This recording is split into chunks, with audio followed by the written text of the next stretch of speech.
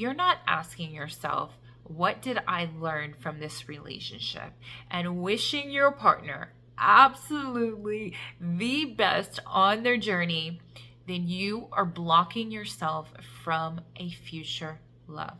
My name is Marsha Mahaffey. I am a holistic reprogramming subconscious mind specialist. All right, let's talk about why you are dating the same person in a different bodysuit. And the main reason that you would be doing that is because you are not allowing yourself to see the relationships that you've had as a growing moment. So if you 3 partners ago, 4 partners ago, if you don't see yourself changing, then that means that you could also be a person that's just blaming it on all the other partners. And a lot of times we get into a victim mentality. I hear a lot of people get into that victim mentality and they're like, oh, there's no good men, there's no good women in the world. But really the case is that you're not able to attract them because of the way that you are looking at your past relationships.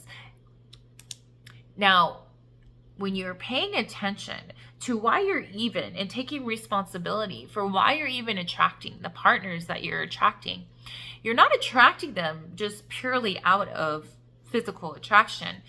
Energetically, you're attracting a certain type of energy to you. And every time through every relationship, if you're not finding the growing moment, what you learned, if sometimes you'll also be able to go back and look at your partners and be like, ooh, like, they told, like, there's like 3 of them that told me the same thing, because I know that happened to me. I was like, wait, maybe by the 3rd time I was like, well, maybe I should listen to that. Maybe that's a me thing, right?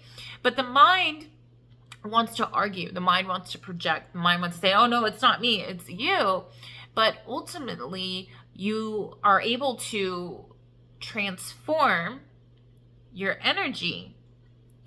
And if there's any anger towards any of your exes, any blame, instead of saying, wait, why did I attract this? Why did I attract this into my field? And what is the consistent pattern that's happening that maybe why you're fighting in your relationships? It's another thing that you can see is like, wait, is this the same topic and problem that I'm having in all of my relationships? There has to be a point where you can actually look at your shadow and take full accountability and responsibility. Now, I'm not saying that cussing at you and yelling at you and belittling you is not like something that somebody should do. Absolutely not. But when it comes to a point to where it's happened and then you keep on going back and back and back, then it's basically saying, well, how do you value yourself? How would a person look at themselves or feel about themselves that would be okay to keep on going back into that type of scenario or situation and say that it's okay to do that? So the buildup of the anger is not towards the other person. It's towards yourself for the many times that you kept on going back. And a lot of times what happens is that people get so stuck on the beginning of the story when people are like just beginning the first couple of months, they're revealing themselves, they're learning each other. Some people are wearing masks and that's not even the real them. And then later on, they take the mask off, you realize the real them, but in your mind, your vision is like thinking of them in that mask where they were perfect and everything was great and you were lovey-dovey and all the things, right? And that is what trips a lot of people up, is that they have this hope of they're holding on to the fake person, that isn't even in the real person. And that is okay, because there's still a lesson of growth in that. Maybe you wait a little bit longer, right, to get to know somebody before you make dramatic moves. Maybe through all of your experiences, you can see the signs right away. But if you're not looking at the growth and the wisdom of every single relationship, then you are hindering yourself from being able to create a new energy field for yourself so you can attract a new type of person. So the number one thing to do, not just with your last ex, but with all of your exes, no matter what happened, doesn't matter what happened, going back, one, seeing if you can see a pattern, but two, most importantly, is to have gratitude for what the relationship showed you on where you can grow.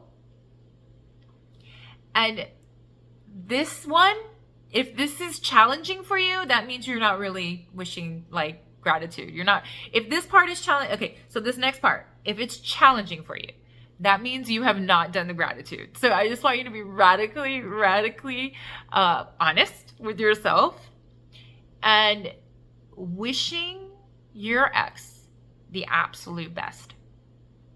Like literally wishing them a happy relationship. And when you do that, you basically cut all energetic ties to you that are blocking you from your happiest relationship.